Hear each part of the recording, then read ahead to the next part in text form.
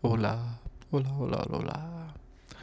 Welcome to me channel. Today going to discuss the movie It Ends, which came out in 2026. Not It Ends with Us, but It Ends. This movie was about a few people on a Jeep who drive down a highway that goes on forever. That's the premise. So it says. Um, so, spoiler alert, there will be spoiler alerts ahead. If you like to have philosophical discussions, talk about existential ideas, or discuss philosophical topics, which I think is in the same category, so I might just drop theosophical and stick with philosophical, this is the place to be. I am getting more consistent with this. I'm treating it more like a splurge blog. It could just be whatever it wants to be. So if you want to follow along, then this is it. We don't stick to anything very specific here except consistency and values. But today we're talking about the movie It Ends. It might fly under your radar. When I went to go see it at Cinemark, it was not playing in any of the bigger theaters, when they have like the IMAX or the things like that. It is all in the regular stadium ones, the standard.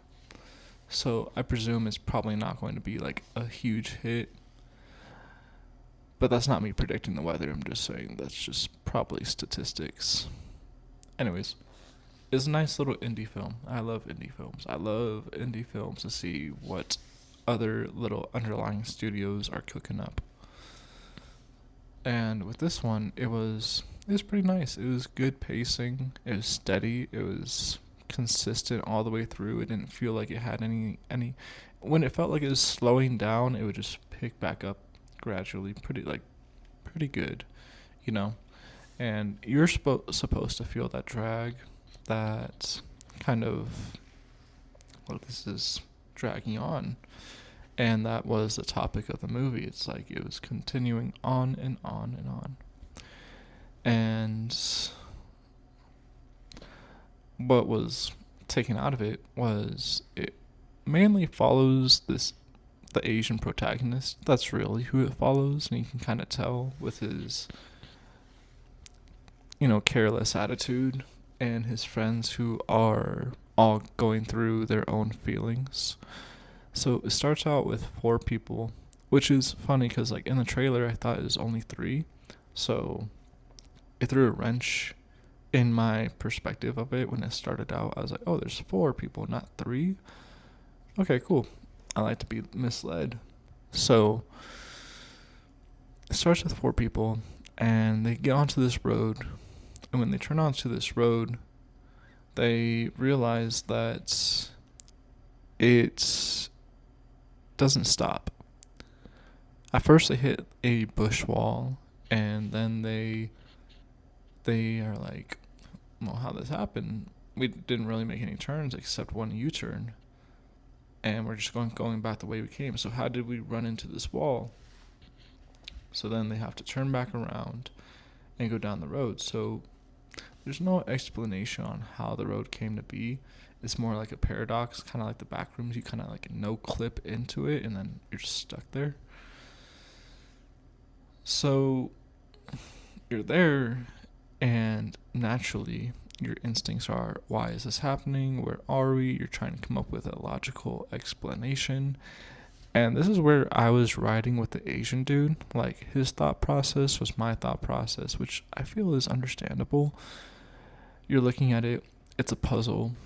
There has to be a reason for this. There's something going on. Maybe you are cursed. Maybe you're damned. Maybe you're here by divine order.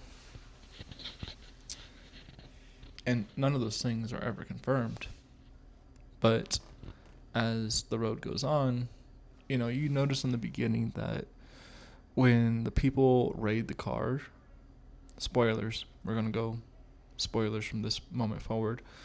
The people raid the car, they completely ignore James, the Asian, standing by the car. Like, he's not harmed. They just pass him by. They want to get in the car. They want to escape. And it's very relatable to how the cast feel, the characters feel. So they drive away. They go on. The military dude, Tyler, the southern guy, he goes not very long in. You can tell there's a lot of like emotions going through him, and he has a pretty understandable point of view. He's like, I'm not going to keep living by 90-second breaks. That's just, I can't do that. I have to be free. I have to be out of the car. So James doesn't really do anything to convince him because he understands like this is his choice, and James' choice is to keep on going to find out what's at the end. So he lets Tyler go, and Tyler does his thing. He has to, because they just have two differing opinions now, and James can't follow Tyler. So Tyler goes this way, and James keeps on going that. So now it's James, Day, and Fisher. All three of them just keep on going. Fisher and Day are like two peas in a pod. They just share a brain cell. They feel their feelings. They get upset. They have emotions. They feel themselves weakening, and they don't try to justify it or find logic in it or excuse it or anything like that. So they make the best of it. They sink in their depression. They go through their emotions. They ride the ups, ride the downs, and they flow with it, you know. And they're trying to call out James on this. They're like, dog, you need to let it out. You need to break open. But James is so hard-headed, so like a hard shell. He's like, no, I need to hold strong and keep pushing through all the way to the end. And that's his motive, his mission, and that's his tunnel vision. It's funny because it's almost laid out like tunnel vision. You're on a road and there's only one shot ahead, and you can tell by a few of his responses that the answer is forward. There has to be an answer at the end. What's going to go on? You know, it's like, yes, that is true. There's new factors coming up. Wind, rain, cars. There has to be like something in result. You know, you could drive on forever and that might be the result, but he makes it. After ditching Day and Fisher, his last two friends, and you know, those two stick together and they are empathetic. They have each other. They rely on each other. They fall onto each other. The last scene that they have together is them hugging each other because that's all they have. Who knows what's happening in that world? It's like, we might never escape. We don't know what's happening. You're trapped in something like a box, and we only have each other. And they have the most logical, best output, honestly. But James is so gung-ho. He wants to be like, no, there has to be a right way to do this thing. There has to be an answer. So he leaves Day and Fisher behind and continues going because he wants to find that answer. Because Tyler hit his mental block. Fisher and Day hit their emotional block.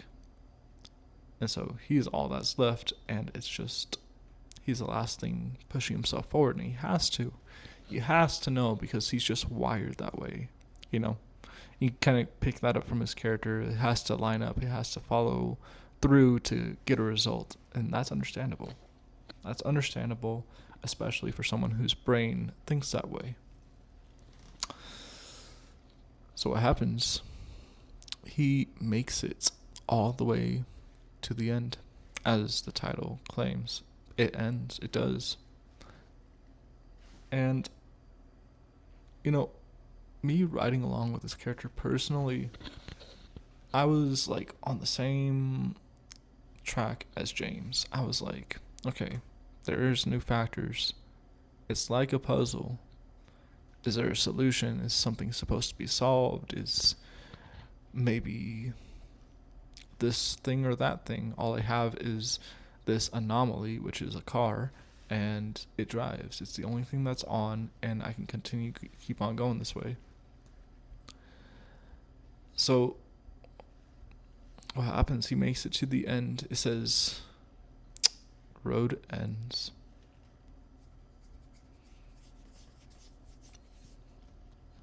It just said "road ends." I thought it was going to be an intersection, and that would have just been hilarious. I would have loved to see that. If there's a freaking intersection, that would crack me the frick up, dude. If there was an intersection and it split off 4 ways, you know, if it went forward, left, and right, that would just drive someone crazy. That'd be just like, you could just drive endlessly. You could drive endlessly. You could go just as far and maybe hit the road end side. Then you have to come back again. And then you still have 2 other options to go down. That would have just been a knocker. That would have been hilarious. That would have been a knee slapper. I would have cried laughing because of how hilarious it would have ended if it was like that. It would just drive someone crazy. I would have loved to see that. That would have been so funny. So funny. I can't tell you how bad I was hoping that's what he saw, but no, he saw a road end sign. And I get it. It was like the answer to your question. It just ends. It's like, yep, this is it. An open field.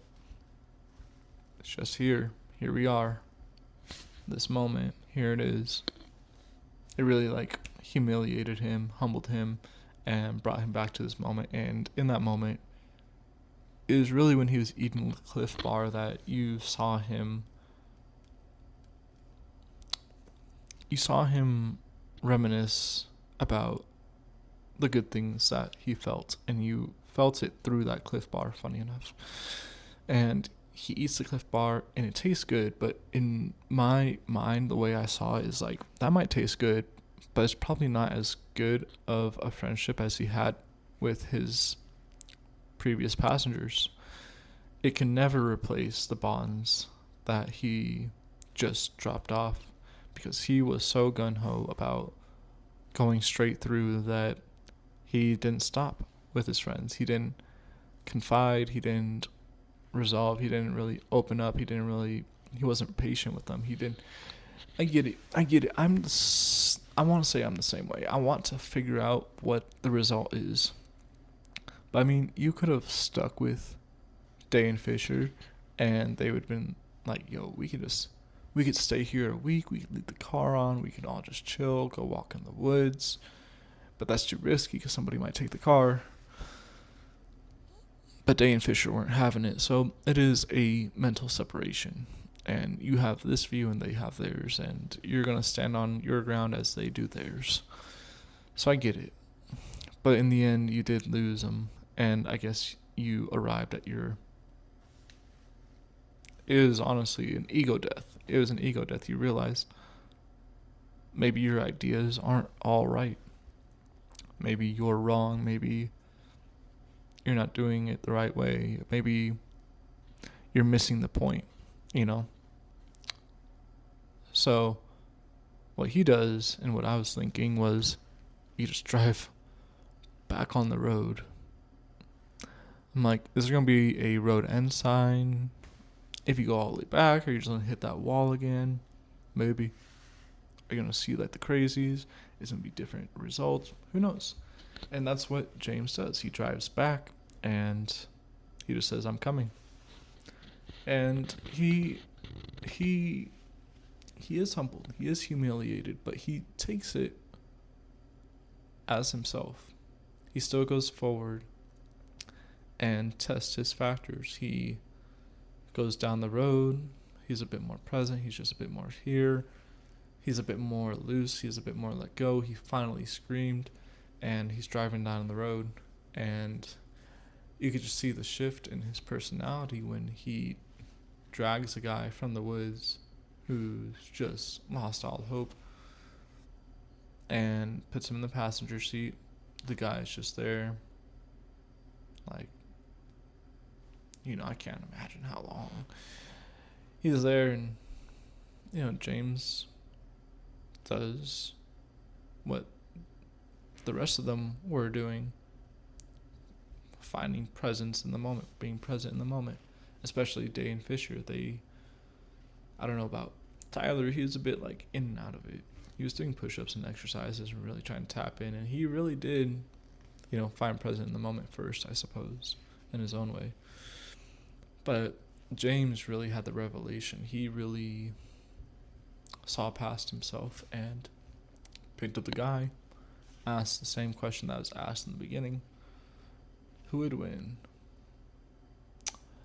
50 Falcons or a guy with a gun? Who would you rather go against?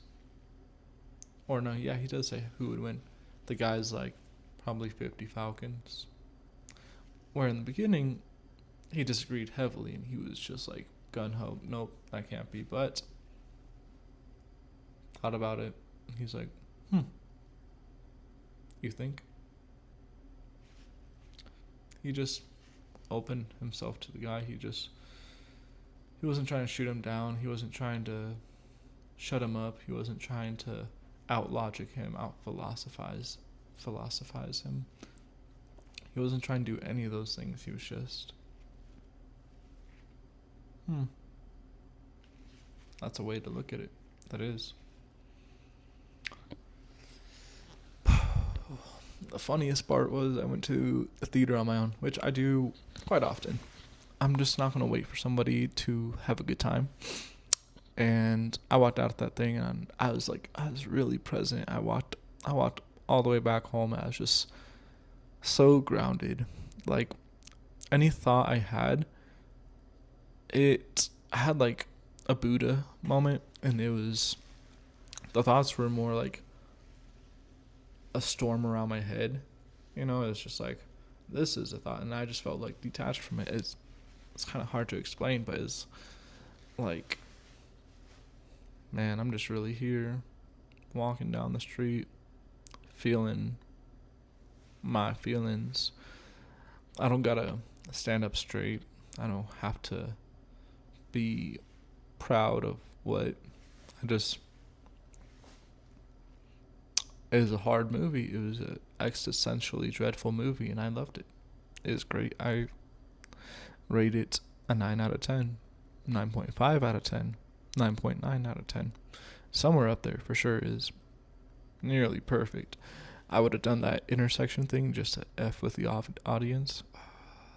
That's a missed opportunity. But still, good movie, great characters, fine actors. It was just very real. It wasn't oversaturated. It was so well done. And I'm sure the budget didn't cost too much. So it was pretty inspiring. It was pretty cool. It was very grounding, very humbling. And I think it's one of those movies that you could take a thing or two from, especially if you're a deep thinker who's always trying to find resolve. It's one of those movies that really puts you in your place. And, maybe there is something out there, maybe there's not. But I'd rather like to align with the idea that maybe there's not, and things are just as they are. Maybe it's not good or bad. Maybe there are rights and wrongs, but in the end, it all works in the same way, and maybe we're exactly where we need to be. And all these ideas and mindsets are just a kind of lock, and you're only bound by your own ideations, your own pursuits, your own tunnel vision. I do think that there are right ways and wrong ways to do things. There's the healthy path and whatnot, and certainly doing certain things will lead you astray. That's why it's wise to be clear-minded. I'm also trying to give up caffeine. I almost fell the other day and got a chai, but I realized I had caffeine. I think I subconsciously knew that. So I left the full drink there instead of like, well, I already have the drink. So I just left the drink. There goes $10, but I'd rather lose $10 than lose my value, I guess. And then there's being P-whipped. I'm gonna just call it P-whipped. Don't need that. I'm good. I'm also just working on aligning with myself right now. So, I got things going on like painting, drawing, writing. But even with these things I have going on, it's like there's a missing element, a sort of pit, a hole that is empty, void. There's an empty space.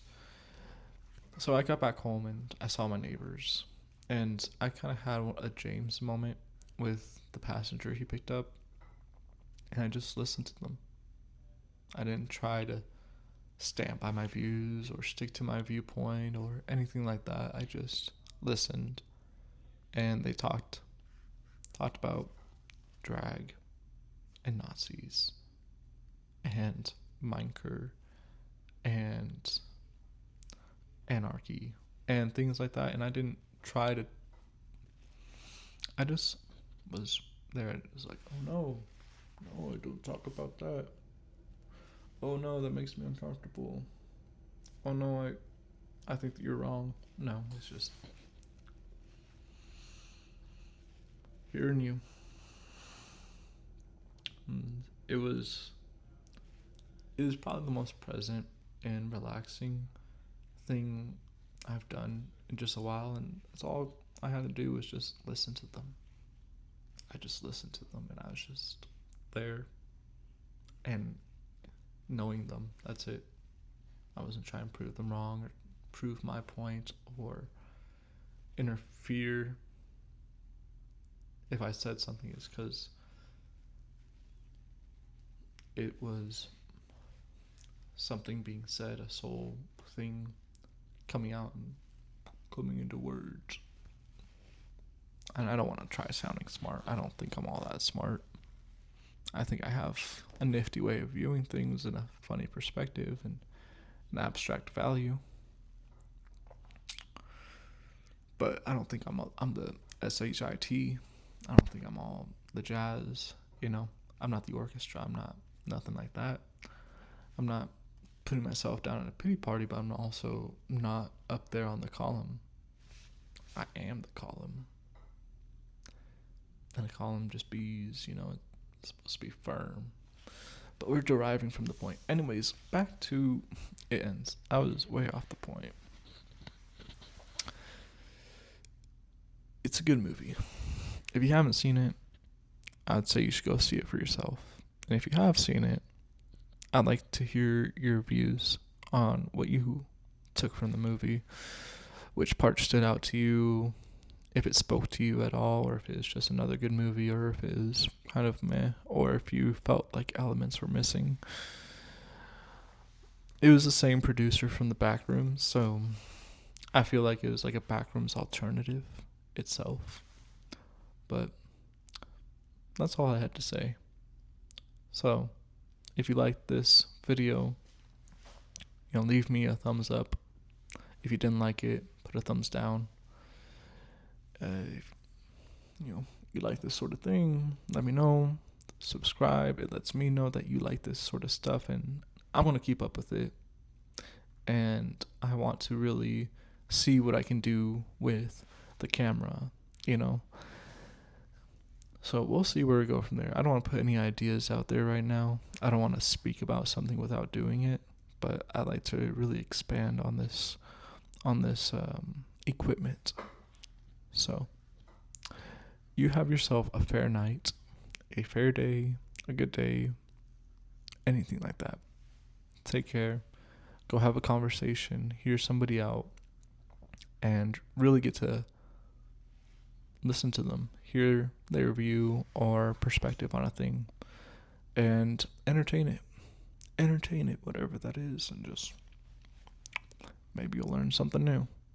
Maybe we will. Maybe we won't. But then you will know that you didn't learn something new by going down that road, learning that kind of method. We can go on. So, farewell. I'm not going to drag this out. Conclusion should be short. That's what I believe. Just on with the wind. Ciao.